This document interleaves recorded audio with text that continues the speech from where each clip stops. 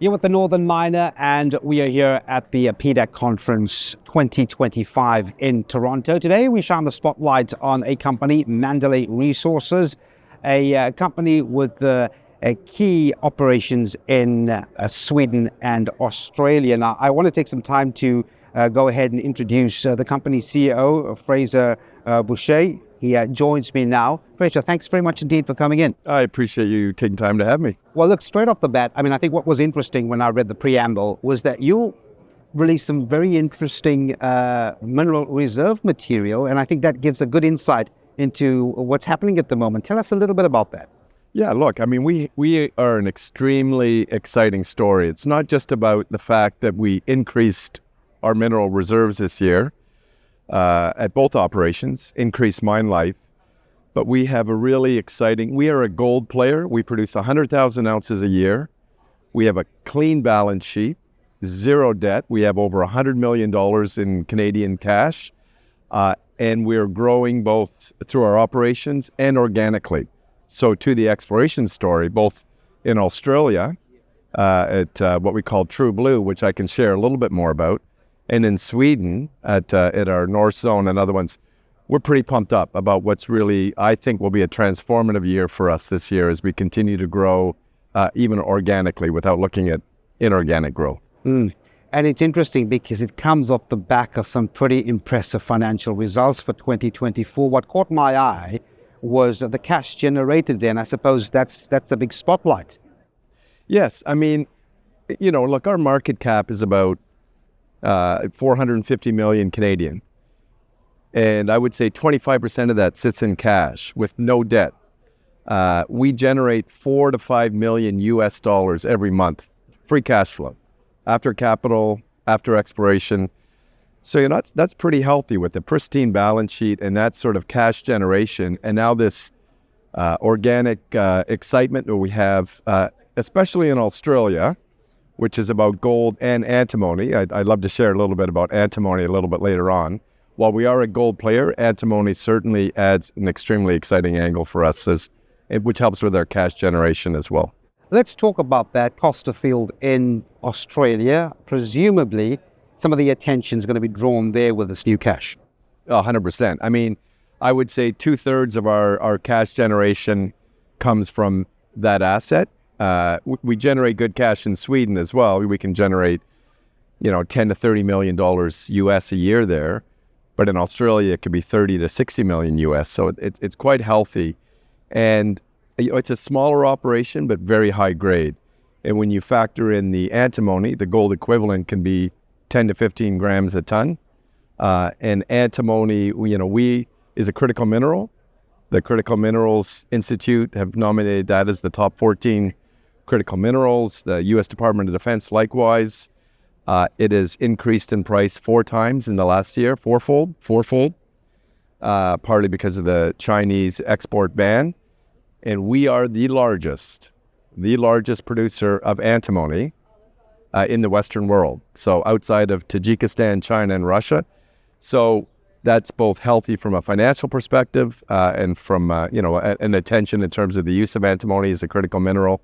So that adds to our precious metal gold story as we grow. Paint that picture out for me, because the banning in China really set a new sort of path forward globally on that, right? What are you looking like from your company's perspective on antimony? Well, maybe that's a good way to pivot into, within our ore body, the deeper we get, the antimony grades get a little bit lower. But this recent discovery of True Blue, what we call, it's parallel to our central corridor, where we've been mining for the 15 years that we've owned this operation. There's a chance to replicate that central corridor, and it's shallower, which means the antimony grades are higher again, potentially much higher, as well as the gold grades. So we're moving 2 more drills in there. We'll have 3 drills there. And to me, we're going to be updating the market throughout the year. That is a really exciting development in terms of what we call our regional exploration, which is separate from our near mine or contiguous exploration as well, where we've talked about issues like sub-KC and Cuffley Deeps, which we think could add on, reserves in the short term as well. But True Blue, even if it's 3 to 4 years out, that could be a game changer for us at Costerfield. just educate me a little bit here, excuse my ignorance. Björkdal in Sweden, exploration efforts, that's a very different kettle of fish. Yeah, look, that's a large VMS. In Björkdal in Sweden, we are adjacent to Boliden. Boliden has been there for 100 years. They're a large polymetallic producer. But we've been there since 2014. It's an underground deposit, massive. It's over 3,000 veins in that system. And we've had some really exciting results, what we call the North Zone, which is underground below marble. That looks higher grade, contiguous, in addition to another one called Storheden. So that is a gold only. That's not antimony, but gold only. So that's an exciting story for us. What we focus on in Sweden is not so much mine life, because I believe that mine life is going to go on for a long, long time. It's looking at the higher grade portions of that ore body and the margins, higher margins. Whereas in Australia, I would say it's the exact opposite. We're always focused on mine life. It's been 3 to 5 year mine life for the last 15 years, so we keep adding to that. We'd love to get that even higher, but it's super high grade and generates good cash for us. So it's a bit different, and it also has the antimony in addition to gold. Each one of them roughly are 45 to 50,000 ounces a year at AISC costs of about 1,500 to 1,600. So we have 30-40% margins at today's spot gold price. So it's quite healthy for us. Let's talk partnerships. And I believe I read that you are willing to enter partnerships with certain producers that may be underperforming or just have the lack of expertise to move in a particular path. Yeah, look, we always explore, partnerships is one word. Another might be sort of, at market combinations. This is what we call on the mergers and acquisition side. We'll make sure that it's, accretive, non-dilutive, similar situation like us. Maybe they've just got 1 or 2 assets, generate cash, but it's really difficult to get capital markets recognition when you're relatively small in the bigger picture. We think there's an important need to consolidate, to grow to that mid-tier producer status, which is our vision in the next 3 to 5 years. So we are certainly entertaining discussions with other, let's call it like-minded, similar vision type corporate entities, and or looking at other assets that might complement our portfolio and add some diversity. So let me round it up then on the back of that answer. Just plans for 2025 and going forward. You spoke about some vision there. Yeah, so our vision, our longer term vision, is to become a mid-tier gold producer, 300,000 to 500,000 ounces a year.